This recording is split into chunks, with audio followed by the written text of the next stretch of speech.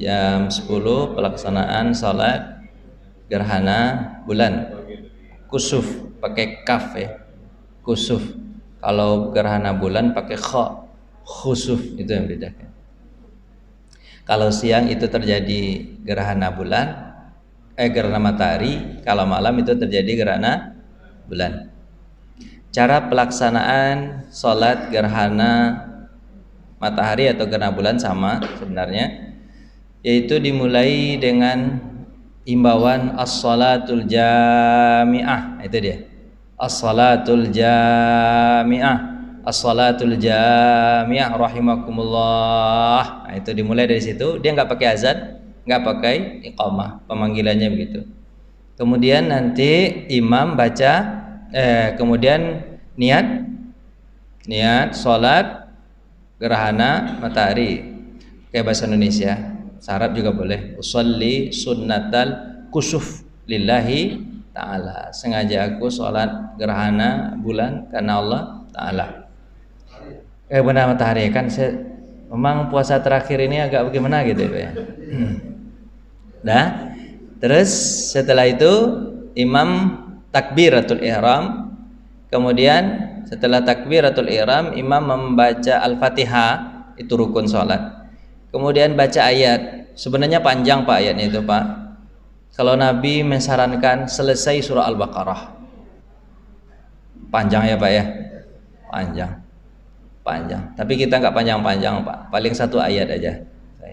Ya. Al-Baqarah juga nanti satu ayat aja. Terus setelah itu kan selesai baca ayat, ruku ya. Rukunya panjang disunahkan. Kemudian i'tidal itu bangkit dari ruku. Bangkit dari ruku tidak baca Rabbana walakal hamd atau Rabbana lakal hamd, tidak baca itu. Tapi imam lagi membaca Al-Fatihah, kemudian baca lagi ayat. Tapi tidak sepanjang yang pertama tadi. Gitu. Hadisnya begitu. Tidak sepanjang yang pertama tadi. Baca ayat lagi, kemudian baca Al-Fatihah, kemudian baca ayat, kemudian ruku lagi.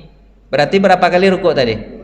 Dua kali ruku, kemudian bangkit pas i'tidal kedua tadi, baru baca Rabbana lakal hamdu mil'us samawati wa mil'ul ardi wa mil'u ma syi'ta min syai'im ba'du. Nah, kemudian sujud biasa, semuanya sujud, duduk antara dua sujud, kemudian sujud lagi, kemudian bangkit lagi untuk rakaat kedua. Rakaat kedua sama seperti rakaat pertama. Membedakannya itu adalah membedakan dari salat sunat biasa yang lain atau rawatib, hanya 2 kali ruku dan 2 kali baca Al-Fatihah dan ayat. Itu aja bedanya. Ya Pak ya. Jadi itulah cara pelaksanaan sholat sunat kusuf atau gerhana matahari. Bisa kita mulai Bapak-bapak? Saya mulai. Baik. As-salatul jami'ah. As-salatul jami'ah. As-salatul jami'ah rahimakumullah. Bismillahirrahmanirrahim. Assalamualaikum warahmatullahi wabarakatuh. Alhamdulillah alladzi bi ni'matihi tatimmus shalihat. Asyhadu an la ilaha illallah wa asyhadu anna Muhammadan abduhu wa rasuluhu la nabiyya ba'da, amma ba'du. Allahumma fasalli wa sallim wa barik ala Muhammad wa ala alihi wa sahbihi ajma'in. Ayyuhalladzina amanu taqullaha haqqa tuqatih wa la tamutunna illa wa antum muslimun. Allahumma ati nufusana taqwaha wa zakkiha wa anta khairu man zakkaha anta waliyuha wa maulaha. Allahumma alimna bima 'allamtana wa alimna bima yanfa'una wa zidna ilma. Qala Allah Ta'ala fil Qur'anil Karim, a'udzu billahi minasyaitonir rajim. Bismillahirrahmanirrahim. Allahul ladzi khalaqas samawati wal ard wa anzala minas samaa'i maa'a fa akhraja bihi minas samarati rizqan lakum wa sakhkhara lakumul fulka litajriya fil bahri bi amri wa sakhkhara lakumul anhar wa sakhkhara lakumus syamsa wal qamara da'ibain wa sakhkhara lakumul laila wan nahar wa atakum min kulli ma sa'altumu wa in ta'uddu ni'matallahi la tuhsuha innal insana lazalumun kafar. Jemaah yang dirahmati Allah Subhanahu wa taala, Nabi Muhammad ketika datang kusuf, gerhana matahari maupun gerhana bulan, Nabi Muhammad itu kelihatan takut, sangat takut. Kemudian beliau mengajak keluarganya, sahabat-sahabatnya untuk melaksanakan sholat, namanya sholat gerhana. Karena Nabi Muhammad itu tahu apa yang tidak diketahui oleh orang banyak. Makanya Nabi mengatakan, "Lau ya'lama ma," kalau kalian tahu ma'alam, apa yang ku tahu, la dhahiktum qalila wa la bakaitum kasir. Kalau kalian tahu apa yang ku tahu, kata Nabi Muhammad, pasti kalian akan banyak menangis dan sedikit tertawa. Begitu. Jadi Nabi Muhammad melihat fenomena alam ini, mengatakan orang sekarang adalah fenomena alam, tapi Nabi Muhammad mengkaitkan semuanya kepada Allah. Kenapa? Karena semua yang terjadi adalah kehendak Allah Subhanahu wa taala. Tidak ada yang bisa menahan bagaimana matahari itu ditutup oleh bulan, cahayanya tidak sampai ke bumi. Puncaknya nanti jam 10.45, sekitar 20 menit lagi. Jadi Bapak nanti akan melihat, selesai khutbah Bapak bisa lihat. Sebenarnya Bapak melihat itu bukan hanya sekedar melihat, tapi masukkan iman. Tidak ada yang bisa menghalanginya, kecuali tidak ada yang bisa memutarkannya, dan tidak ada yang bisa menghalanginya kecuali hanya Allah yang berkuasa. Kalau kata Allah terjadi gerhana, ya terjadi gerhana. Kalau kata Allah enggak, ya enggak. Wasakhkhara lakumul qamara wasyamsa wal qamar. Allah lah yang memperjalankan matahari dan bulan daibain, tunduk untuk kalian. Wasakhkhara wasakharakumul laila wan nahar. Kemudian Allah yang menjadikan siang dan malam untuk kalian. Itu. Jadi Allah yang menurunkan, Allah yang memiliki langit dan bumi, Allah yang menurunkan hujan, Allah yang menumbuhkan tumbuh-tumbuhan, Allah yang memperjalankan kapal di atas air. Semuanya Allah. Sementara Tuhan-Tuhan yang lain tidak ada yang mengaku bahwa mereka bisa mengatur alam semesta ini. Kalau mereka mengaku bisa mengatur alam semesta ini, coba aja lah. Ketika ada gerhana ini, coba pindahkan. Nggak ada.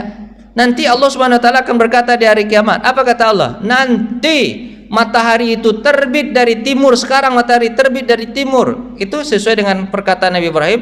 Innallaha ya'ti bisyamsi minal masyriqi fa'ti biha minal maghrib. Tuhanku menerbitkan matahari dari timur. Coba wahai Fir'aun, kau mengaku sebagai Tuhan, coba kau terbitkan dia dari barat. Fabuhital ladzi kafar. Tidak sanggup, dia tidak sanggup untuk bisa menerbitkan matahari dari barat. Tapi Allah nanti akan menerbitkan matahari dari barat, dan tidak satu orang yang bisa menerbitkan dari timur. Kapan? Di hari kiamat. Allah terbitkan matahari dari barat, dan tidak satu pun orang yang bisa menerbitkan dari timur. Kalau Allah berkehendak, jadi. Jemaah dirahmati Allah Subhanahu wa taala. Hikmah dari sholat yang kita lakukan tadi. Kenapa kok baca ayatnya 2 kali? Kenapa kok baca Al-Fatihahnya 2 kali dari 1 rakaat? Karena kita diminta untuk banyak-banyak meminta kepada Allah. Kenapa? Kita nggak tahu nih apa yang akan terjadi setelah ini, kita nggak tahu nih Pak. Apa yang terjadi setelah ini? Pak, saya bukan nakut-nakutin, tapi ini hadis Nabi. Kiamat itu terjadi hari Jumat. Kapan dia? Bisa jadi besok. Bapak tak tahu. Bapak tak tahu tuh tiba-tiba aja. Oh, terjadi. Pak, setiap fenomena alam pasti ada kejadian. Jangankan fenomena alam yang begitu dahsyat ini, yang kejadian sekali ini Pak. Fenomena alam yang terjadi setiap bulan. Contohnya apa? Bulan. Bulan kalau besar, ikan naik ke atas. Bulan kalau purnama, ikan banyak. Banyak ikan. Itu fenomena alam. Hanya terjadi itu terjadi rutin setiap bulan Pak. Pokoknya kalau ada fenomena alam pasti ada kejadian. Beruntung bapak-bapak yang sholat ini Pak. Apa bedanya bapak dengan orang lain? Bapak, kalau nanti terjadi bencana alam atau terjadi segala macam bentuk fenomena alam, kata orang fenomena alam, segala macam atas keinginan Allah Subhanahu wa taala. Bapak lagi di sini, walaupun Bapak hanya ikut-ikutan, tidak serius-serius betul, tapi Bapak berada di kelompok orang-orang yang baik, Bapak juga akan mendapatkan keampunan sesuai dengan orang yang minta ampun yang paling khusyuk di antara kita. Tapi bagi orang yang kedua luar sana, yang mereka sibuk dengan dunia mereka, mereka kejar dunia mereka, pada dunia mereka akan dibalikkan oleh Allah Subhanahu wa taala. Apa yang mereka dapatkan? Kita memang sama-sama mati, semua orang pasti akan mati. Kita mati, kita meninggal dunia, mereka juga meninggal dunia. Tapi kita meninggal dunia ke hadapan Allah, diterima oleh Allah Subhanahu wa taala karena kita takut kepadanya. Tapi mereka meninggal juga, tapi meninggal mereka jauh dari kasih sayang Allah. Pak, nggak rugi rasanya kalau Bapak, walaupun kita tidak berburuk sangka, mungkin orang yang di luar tadi itu berniat untuk agamanya juga, mungkin mereka mencari harta, kesempatan kata mereka mencari harta untuk apa? Untuk berzakat banyak, bisa jadi. Kalau memang niat mereka untuk akhirat mereka, Allah tahu dengan niat-niat mereka masing-masing. Tapi kalau mereka hanya untuk memperkaya dunianya saja, mereka mati, rugi mereka. Pak, kita nggak tahu ini Pak, kenapa ya kok Allah bertubi-tubi ngasih kita gerhana ini Pak? Padahal dulu pada zaman Nabi itu hidup lama itu Pak, 23 tahun, tapi Nabi hanya dapatkan satu gerhana matahari dan satu kali gerhana bulan. Kita dalam satu tahun itu Pak bisa 5-6 kali gerhananya. Bukankah Nabi SAW mengatakan kalau sudah banyak gerhana pasti kiamat sudah dekat? Kita bukan ditakut-takutin, tapi hanya hati-hati aja, karena kita tidak akan tahu apa yang terjadi besok, kita nggak tahu Pak. Makanya hati-hati aja Pak. Makanya kita yakin betul apa yang terjadi ini adalah Allah yang berkuasa, tak ada kekuasaan yang lain. Makanya hanya minta tolong kepada Allah. Makanya ketika sholat tadi 2 kali baca Al-Fatihah, 2 kali baca ayat. Bapak, untuk kita selalu, kalau Nabi SAW begitu, kalau datang gerhana Nabi menyuruh apa? Banyak-banyaklah istighfar, banyak-banyak istighfar, astagfirullah. Ingat dosa kita itu banyak, ingat, agar nanti ketika kita datang bencana alam, kita meninggal dunia, kita sudah istighfar kepada Allah. Banyak-banyak berdoa, minta perlindungan kepada Allah. Banyak-banyak berzikir, banyak-banyak bersedekah. Kenapa Pak? Sedekah itu adalah amalan yang paling cepat tapi pahalanya banyak. Kan kalau zikir, astagfirullah, itu kan agak lama. Tapi kalau sedekah, langsung pahalanya banyak banget Pak. Banyak banget pahalanya itu. Kan masalul ladzina yunfikuna amwalahum fisabilillah kamasali habbatin ambatat sab'a sanabil. Makanya nanti itu Pak, orang-orang yang sudah meninggal dunia, mereka ingin dikembalikan ke dunia, tujuannya apa Pak? Fa atasaddaqu wa akum minas salin. Aku ingin bersedekah. Karena waktu sedekah itu cepat banget. Misalnya ini, Bapak sedekah banyak misalnya, bersedekah. Kalau istighfar kan bisa hanya 1 kali dalam 1 detik, astagfirullah gitu. Tapi kalau sedekah Pak, itu bisa banyak. Saya sedekahkan 2 triliun. Langsung ngomong 2 triliun, jadi dah selesai. Bapak pahalanya banyak banget itu. Makanya Nabi menyarankan kita itu salah satu kalau terjadi fenomena alam bersedekah. Kenapa? Karena pahalanya besar, amalannya mudah, walaupun di hati berat, tapi pahalanya besar itu Pak. Dan itu gampang. Saya sedekahkan 1 miliar, selesai. Bapak udah dapat pahalanya. Walaupun belum diambil sama orangnya, tapi Pak udah dapat pahalanya. Makanya orang-orang itu nanti minta dikembalikan ke dunia supaya mereka bisa sedekah. Saya mau kasih tahu sama Bapak kehebatan Allah. Allah itu maha hebat, walaupun Allah itu nggak kelihatan. Tapi saya katakan sama Bapak, pernahkah Nabi Muhammad melihat Allah? Jawabannya nggak pernah Pak. Pernahkah sahabat juga melihat Allah? Nggak pernah. Atau yang paling dekat dengan Allah adalah malaikat. Pernahkah malaikat melihat Allah? Belum pernah. Saya kasih sama tahu sama Bapak. Ketika Nabi Muhammad Isra Mi'raj naik ke atas langit, kemudian beliau bersama Jibril alaihi salam, sayyidul malaikah, penghulunya malaikat, naik ke atas langit. Pas sampai ke atas langit Pak, ke atas langit, di langit ke-7, apa kata malaikat Jibril? Sampai di sini aku mengantarkan engkau wahai Muhammad, silahkan kau naik ke atas. Kalau aku naik ke atas, maka aku akan hancur. Ini menandakan bahwa malaikat pun belum pernah melihat Allah Subhanahu wa taala. Tapi malaikat beriman kepada Allah, Pak. Beriman, malaikat beriman kepada Allah. Saya mau kasih tahu lagi sama Bapak. Yang naik ke atas siapa? Nabi Muhammad sallallahu alaihi wasallam. Tapi pernahkah Nabi Muhammad lihat Allah? Hadis itu dilanjutkan. Ketika Aisyah bertanya kepada Rasulullah, "Ya Rasul, engkau kan naik ke atas. Jarakmu dengan Allah hanya sehasta segini." Dekat banget, Pak. Dekat banget. Terus jarakmu dengan Allah hanya sehasta ini. Apakah kau melihat Allah? Tolong gambarkan kepada kami. Apa jawaban Nabi Muhammad? Kaifa arahu fa innahu nur. Bagaimana mungkin aku bisa melihat Allah, wahai Aisyah? Allah itu cahaya. Gak kelihatan. Jangankan melihat Allah, Pak, melihat matahari saja yang ciptaan Allah yang bercahaya itu, Pak, kita nggak sanggup. Itu ciptaan Allah itu, Pak, bukan Allah. Ciptaan Allah matahari yang jaraknya di antara kita jutaan kilometer. Kita nggak sanggup untuk melihatnya, Pak. Cobalah Pak lihat matahari itu di sini aja, sakit mata Bapak tuh. Sakit mata Bapak untuk melihat matahari itu. Itu baru melihat matahari, belum melihat Allah Subhanahu wa taala. Nurun ala nur, cahaya di atas cahaya. Jadi tak bisa satu orang pun melihat Allah, walaupun dekat Nabi Muhammad dengan Allah, tapi Nabi Muhammad tidak bisa melihat Allah.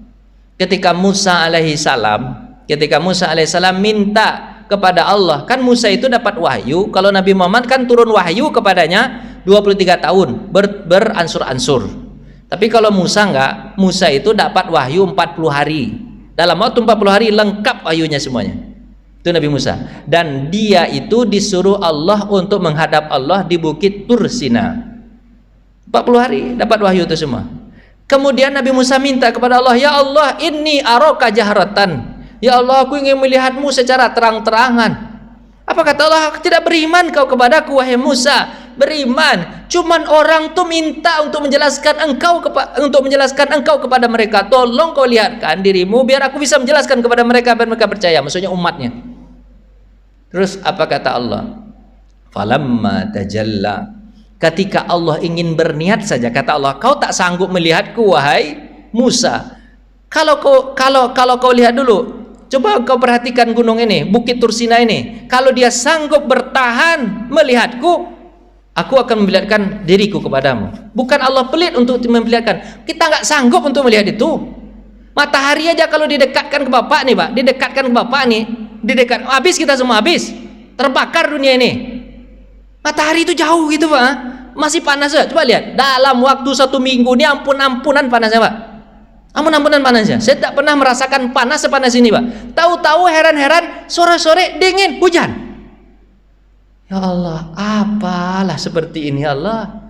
Sehebat ini kau mengatur alam semesta ini. Ketika dia panas dari jam 7 sampai jam 4, pas jam 5 terasa dingin, walaupun matahari tak kelihatan, terasa dingin aja dulu. Hujan jam 8 malam.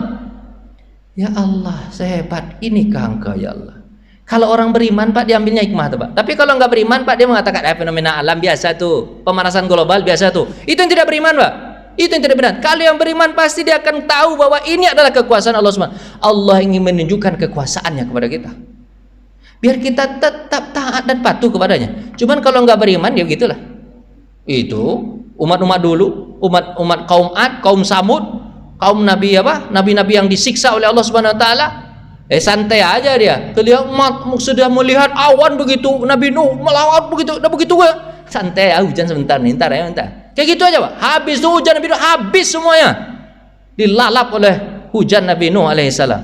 Itu kalau orang beriman kayak gitu tuh, Pak. Nyantai aja, nyantai. Tahu mati mereka itu. Kalau kita enggak, Pak, rasakan kekuasaan Allah. Kita kembali kepada Nabi Muhammad tadi, Pak. Kembali kepada Nabi Muhammad. Nabi Muhammad tidak pernah melihat Allah, nggak pernah. Tapi Nabi Muhammad beriman kepada Allah. Nabi Musa pun tak pernah melihat Allah, tapi beriman kepada Allah. Ketika Allah ingin berniat belum lagi memperlihatkan zatnya, berniat saja memperlihatkan zatnya kepada bukit Tursina, kharru sujada, hancur lebur bukit Tursina. Padahal dia terdiri dari batu-batu keras, tapi tak sanggup melihat kebesaran Allah, hancur. Nabi Musa melihat itu, Nabi Musa so'iko, pingsan, karena melihat longsor besar, Sa'iqah. Kemudian Nabi Musa langsung pingsan. Kemudian ketika dia bangun dia berkata, amantu billah, aku beriman kepada Allah. Kita nggak sanggup sekarang untuk melihat Allah, Pak. Tapi Allah itu bisa kita rasakan keberadaannya dari apa yang kita lihat. Makanya kemarin kita belajar iman, ilmu, amal. Ilmu kita itu Allah tak nyuruh kita untuk meneliti tentang Allah yang gaib, enggak. Meneliti tentang malaikat, enggak. Tapi teliti saja apa yang kita tampak, maka kita akan tahu apa yang tidak tampak. Kita teliti lidah kita yang semuanya mengatakan air teh itu manis, Pak. Air teh itu manis. Tapi dalam keadaan kita mengatakan sepakat air teh itu manis, pada lidah kita masing-masing satu orang satu, Pak. Enggak ada satu orang berdua, Pak. Satu orang satu lidah kita, Pak. Tapi dari kebersamaan itu ada perbedaan. Apa itu? Suara. Bukankah Allah itu maha hebat? Kalau seandainya sama lidah kita rasanya air teh itu manis, harusnya suara kita sama aja. Kapan nggak disamakan? Tapi suara kita beda. Dari persamaan diciptakan Allah perbedaan dengan perbedaan yang sangat detail. Triliunan orang yang sudah diciptakan Allah, Bapak rekam dari orang pertama sampai orang terakhir, suara mereka pasti beda, tidak ada yang sama. Hebatnya Allah Subhanahu wa taala. Lihat apa yang tampak, Bapak akan tahu apa yang tidak tampak. Kalau itu yang tampak namanya ilmu. Namanya ilmu. Kalau mempercayai apa yang tidak tampak namanya iman. Kalau yang mengetahui apa yang kelihatan itu namanya ilmu. Kalau mengetahui, kalau beriman dengan apa yang tak kelihatan namanya iman. Iman inilah yang mendorong orang untuk beramal. Bapak kenapa sholat? Karena kita merasa bahwa sholat inilah yang meraih kasih sayang Allah.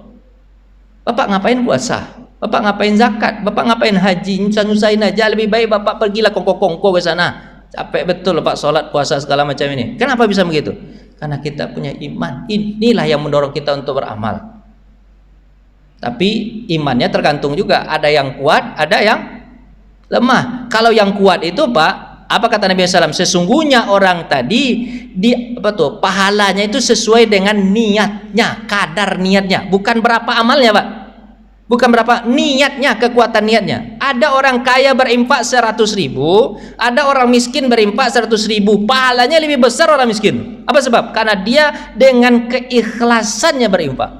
Jadi bukan kadar berapa banyaknya, Pak, tapi berapa niatnya, kekuatan hatinya. Di situ Allah menilainya. Dan Allah tahu, Pak, setiap amalan kita pasti ada niat.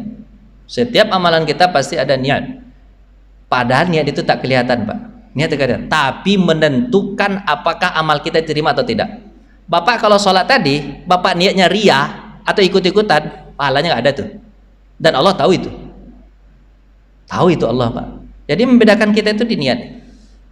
Baik, Nabi Musa alaihissalam tak pernah melihat Allah. Ketika dia melihat Allah, ketika Allah itu memperlihat Allah ingin melihatkan dirinya, zatnya kepada Bukit Tursina hancur. Habis itu dia berkata, amantu billah. Aku beriman kepada Allah. Terakhir, sebelum kita tutup, saya ingin menyampaikan ini sama Bapak. Pak, Bapak taruhlah otak Bapak di bawah Al-Quran. Jangan kemampuan Bapak katakan melebihi dari kemampuan Al-Quran atau kemampuan Allah. Karena kita akan mengetahui Allah itu dari Al-Quran itu, Pak. Tidak ada lain kecuali dari Al-Quran itu. Karena di Al-Quran itulah Allah menyampaikan dirinya. Allahu la ilaha illa huwal hayyul qayyum. Akulah yang maha hidup, akulah yang berdiri sendiri. Dalam surat Thaha, la ilaha illa ana fa'budni wa aqimis salata li zikri. Tidak ada Tuhan selainku. Innani anallah. Aku ini Allah, kata Tuhan. La ilaha illa ana. Tidak ada Tuhan selainku. Allah enggak mau ada Tuhan selain Allah. La ilaha illa ana. Tidak ada Tuhan selainku. Fa'budni, sembah aku. Wa aqimis salata li zikri. Dirikan salat untukku. Itu kata Allah, Pak. Allah ingin menundukkan otak kita dengan Al-Quran itu, Pak. Saya contohkan sama Bapak. Pak, Allah mengatakan dalam Al-Quran, apa kata Allah? Janin yang ada dalam perut ibu 120 hari baru hidup. Itu kata Allah. Faqalaqnal nutfata 'alaqah, faqalaqnal 'alaqata mudghah, faqalaqnal mudghata 'idhama, faqalaqnal 'idhama lahma, summa ansha'nahu khalqan akhar, fatabarakallahu ahsanul khaliqin. Jadi Pak, Awalnya hanya segumpal mani, kemudian segumpal darah, kemudian segumpal daging, daging dibalut oleh tulang menulang dibalut oleh daging, kemudian Allah ciptakan yang lain-lain, kemudian Allah tiupkan roh setelah 120 hari. Allah katakan begitu dalam Al-Quran. Bapak percaya tidak bahwa Al-Quran itu lebih hebat daripada otak manusia ini? Padahal disampaikannya itu pada masa tidak ada ahli kedokteran dan tidak ada USG. Sementara Nabi menyampaikan itu, ini dari Allah, kata Nabi Muhammad, ini dari Allah, bahwa janin yang ada dalam perut ibu itu 120 hari baru ditiupkan roh. Sebelum itu dia nggak ada apa-apanya. Kata Allah Subhanahu wa taala, kalau Bapak hidup pada masa Nabi Muhammad itu, Pak, pada masa Nabi Muhammad itu, Bapak jadi sahabatnya, apa ya komentar Bapak? Kalau Bapak tak beriman, pasti Bapak akan komentar gini, Nabi Muhammad nih asal ngomong aja, dia nggak ahli kedokteran, dia nggak pernah meneliti, dia nggak punya USG, tahu-tahu dia ngomong aja 120 hari baru ditiupkan roh. Pasti itu kata orang-orang kafir tuh, pasti itu tuh kata orang kafir, asal ngomong aja Muhammad ini, betul-betul gila Muhammad ini, sembarang ngomong aja, dia nggak punya penelitian, ahli kedokteran, tapi tahu-tahu aja. Tapi Nabi mengatakan, innama ana balagh. Berat itu menyampaikan, tapi Nabi mengatakan, aku hanya disuruh untuk menyampaikan, bukan dariku, kata Nabi Muhammad. Memang betul bukan dari Nabi Muhammad Al-Quran itu, Pak. Kalau dari Nabi Muhammad, pandai-pandaikah Nabi Muhammad menceritakan seperti itu, Pak? Padahal dia pernah meneliti, tidak punya USG, Pak. Enggak pandai pasti, Pak. Enggak pandai pasti. Tapi Nabi Muhammad hanya disuruh untuk menyampaikan. Nabi Muhammad menyampaikan, tantangannya dikatakan orang Nabi Muhammad gila. Tapi apa yang terjadi, Pak? Setelah orang menemukan USG, orang ahli dalam kedokteran, orang kedokteran mengatakan 120 hari janin itu baru hidup. Diteliti sama orang dari semenjak awal pembuahan sampai setelah 120 hari, orang mengatakan benar Al-Quran. Al-Quran nggak salah. Pas waktunya 120 hari, tidak lewat, tidak lebih. Hebat kan Al-Quran? Artinya apa? Al-Quran ingin kita supaya tunduk otak kita terhadapnya. Jadi Pak, kalau Bapak baca Quran, Bapak belum paham, Bapak jangan katakan Al-Quran itu nggak relevan, nggak cocok untuk zaman sekarang. Nggak begitu caranya, Pak. Bapak imani semuanya. Kalau belum sampai masuk ke otak Bapak isi Al-Quran tuh, jangan Bapak katakan bahwa Al-Quran itu salah, nggak relevan. Bapak katakan otak saya belum sampai bisa memahaminya. Mudah-mudahan Allah nanti berikan saya hidayah, saya bisa paham terhadapnya. Itu caranya. Ini kebanyakan orang sekarang kebablasan. Dia mengatakan bahwa Al-Quran itu di bawah otaknya. Ayat-ayat konstitusi lebih tinggi daripada ayat suci. Mana ada begitu ceritanya? Tidak ada itu. Satu lagi saya mengatakan, Pak. Apa, Pak? Ini hebatnya tuh. Bapak baca surah Al-Kahfi. Cari surah Al-Kahfi itu, Pak. Dalam surah Al-Kahfi itu, Pak, ada 3 cerita. Tiga cerita ini tidak masuk di akal ketiganya. Tidak masuk di akal. Pak baca surah Al-Kahfi itu. Pertama cerita Ashabul Kahfi, Pak. Masa ada orang tidur, Pak, salah sumiatin wazdadu tis'a, 300 tambah 9, 309 tahun tidur tanpa makan, tanpa minum, tanpa apa-apa, Pak, tanpa infus, tanpa segala macam, tanpa apa-apa, Pak, tapi hidup 309 tahun. Bapak coba aja tidur 309 tahun, mati Bapak mah. Jangankan 309 tahun, seminggu aja Bapak tak makan, tak minum, mati mah. Tapi ada orang yang Allah tidurkan 309 tahun tapi hidup. Bapak kalau tak percaya tanya aja sama Ashabul Kahfi itu nanti kalau Pak masuk surga. Kamu ya 309 tahun tidur ya? Pasti dia mengatakan ya. Tak ada cerita ndak itu. Ya. Cuman kan otak kita kan ini tuh melawan dia tuh. Kalau di otak Pak diterima Pak lawan tuh. Masa iya 309 tahun ini ada aja ngomongannya. Kalimatnya pas di situ Pak, nggak ada cerita menit, nggak ada cerita detik di situ, bukan 309 detik, bukan 309 menit, bukan, tapi katanya sana tahun, jelas, tak ada cerita. 309 tahun, itu satu, cerita nggak masuk di akal tuh Pak, tapi Bapak imani lah. Satu, yang kedua Pak, ceritanya tentang siapa? Nabi Khidir dengan Nabi Musa alaihissalam, itu ceritanya nggak masuk di akal juga tuh Pak. Khidir ini Allah ingin menunjukkan kepada Nabi Musa bahwa Khidir ini Allah berikan hikmah, dia tahu apa yang akan terjadi ke depan. Dan tidak ada ilmunya bagi Musa, yang lain-lain juga tidak punya ilmu kecuali dia punya ilmu. Ilmunya adalah dia tahu apa yang terjadi ke depan. Ilmu yang gaib dia tahu. Itu hebatnya Nabi Khidir. Pertama dia lewat, kemudian dia lobangi kapal, Pak. Oh, kapal itu bagus, dilobanginya pakai palu, Pak. Lobanglah kapal tuh. Nabi Musa nanti akan bertanya, apa kata Nabi Musa, kenapa dilobangi kapal? Itu kapal tuh bagus, dilobangi merusak aja ke jamu nih. Itu kata siapa? Nabi Musa alaihissalam. Apa kata Nabi Khidir? Kan aku sudah izinkan kau bertanya, kau diam aja, lihat aja lah. Tapi Nabi Musa kan namanya juga orang penasaran ya Pak ya. Ditanya kenapa kau lubangi? Apa kata Nabi Musa? Kata Nabi Khidir, sebentar lagi akan datang datang raja. Raja ini suka ngambil kapal-kapal yang bagus. Kalau dia lihat kapal ini bagus, diambilnya. Ini kapal milik nelayan miskin. Aku lubangi, nanti dia nggak diambilnya. Nanti kan nelayan itu perbaiki dikit, dia bisa belayar lagi. Tahu dia apa yang terjadi ke depan. Bapak kalau nggak tahu jangan buat begitu. Jangan buat begitu. Bapak nggak tahu apa yang terjadi di depan. Jangankan apa yang terjadi 1 menit satu minggu berikutnya. 1 menit ke depannya Pak tak tahu nih. Nanti terjadi gelodo atau apa nggak tahu kita. Heran tuh. Kan matahari itu didekat-dekatin sama Allah dengan bulan. Pak nggak tahu kita nih. Didekat-dekatin terus. Masa dalam 1 tahun bisa 6 kali kita gerhana Pak? Tak ada pernah seperti ini ceritanya Pak. Ini banyak banget gerhana. Satu. Cerita kedua. Apa itu? Nabi Khidir alaihissalam itu membangun rumah yang hampir roboh. Rumah itu hampir roboh Pak. Roboh. Udah reot betul hampir roboh. Dibelinya bahan bangunan sendiri, dibangunnya sendiri tanpa dia minta upah sedikit tuh. Apa kata Nabi Musa? Ngapain kau bangun capek-capek betul? Kau bangun ngabis-ngabisin dana aja. Apa kata Nabi Musa alaihissalam? Tahukah engkau? Ini pemiliknya adalah 2 orang anak yatim. 2 orang anak yatim ini ayahnya meninggal dunia, belum sempat ngasih tahu kepada 2 orang anak yatim nih ada harta warisan di bawah rumah nih.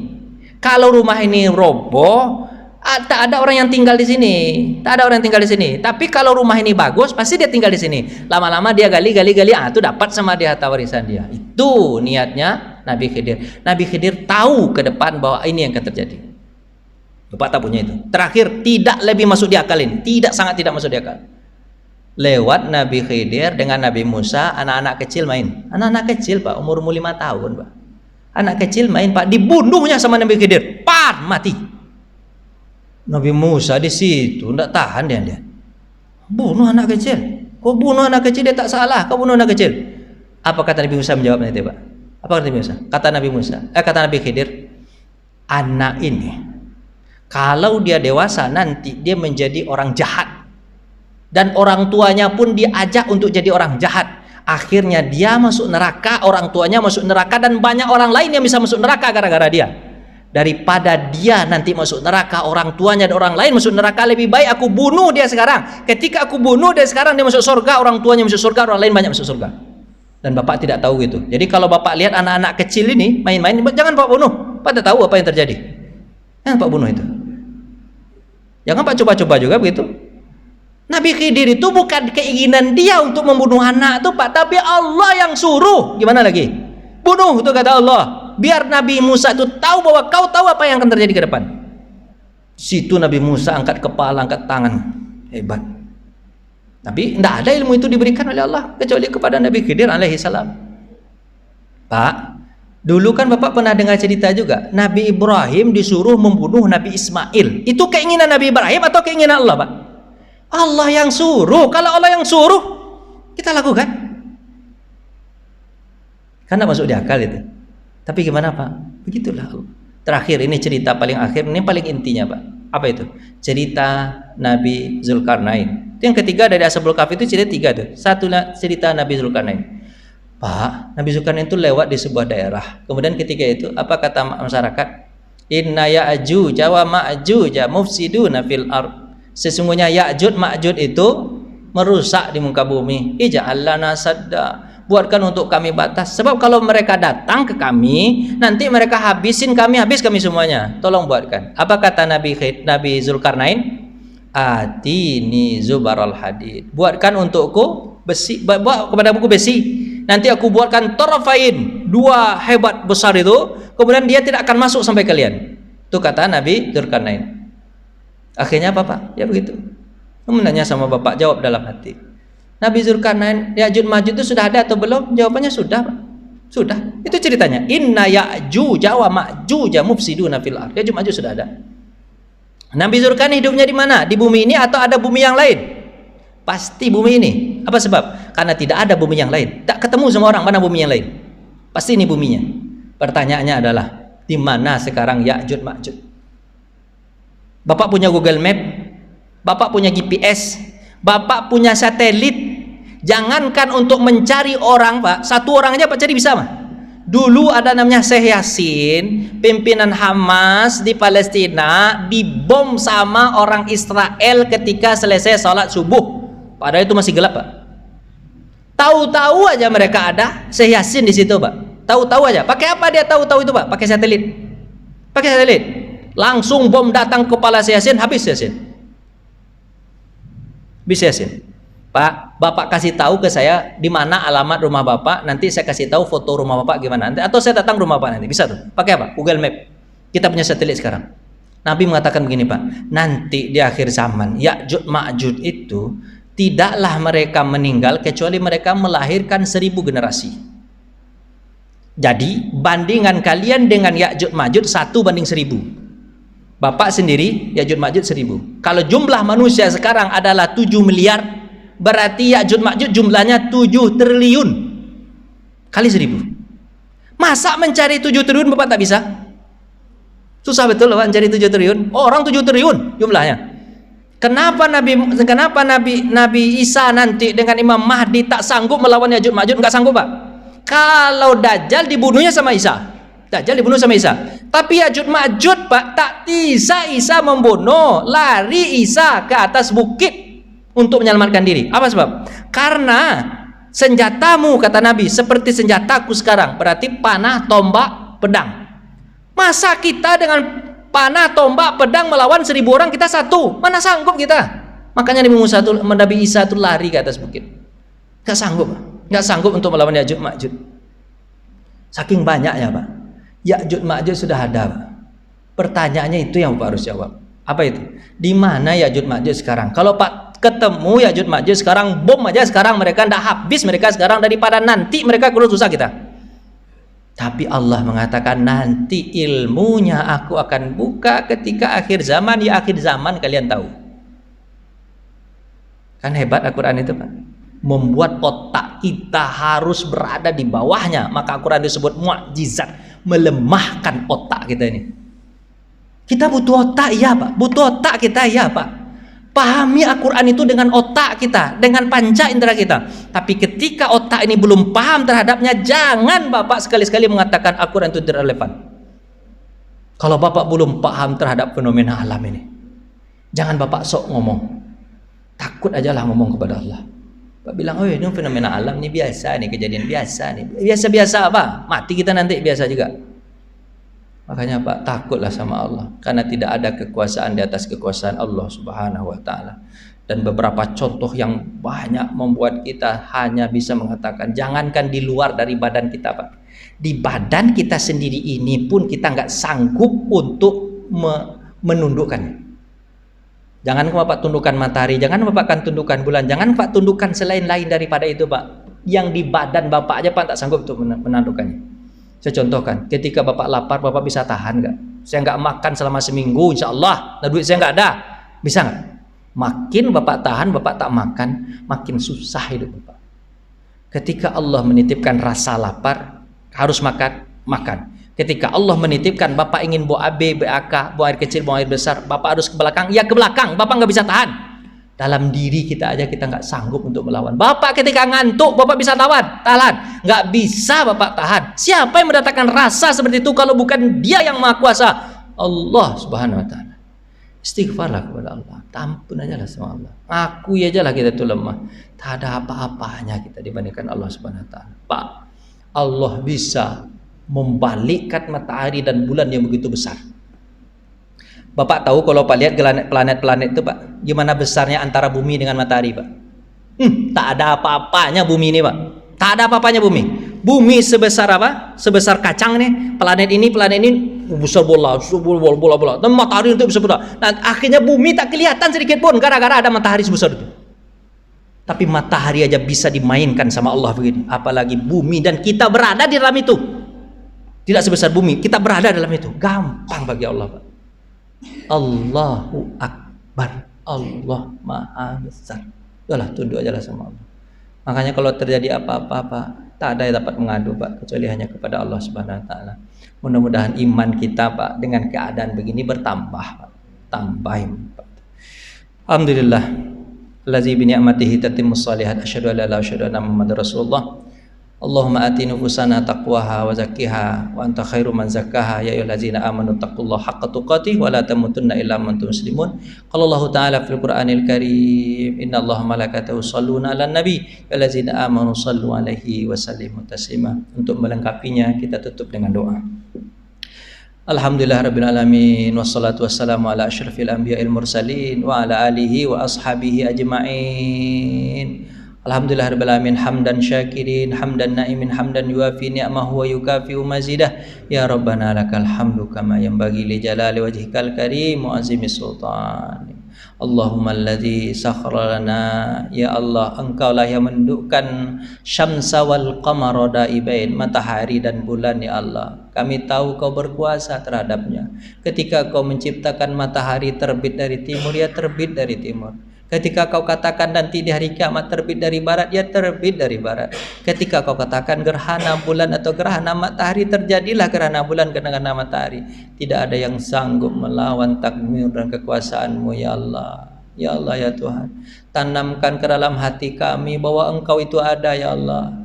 Tanamkan ke dalam hati kami bahwa Engkau Maha Kuasa ya Allah. Sebagaimana imannya para nabi dan para sahabat yang yakin betul Engkau itu ada. Sebagaimana imannya para malaikat yang yakin betul Engkau Maha ada.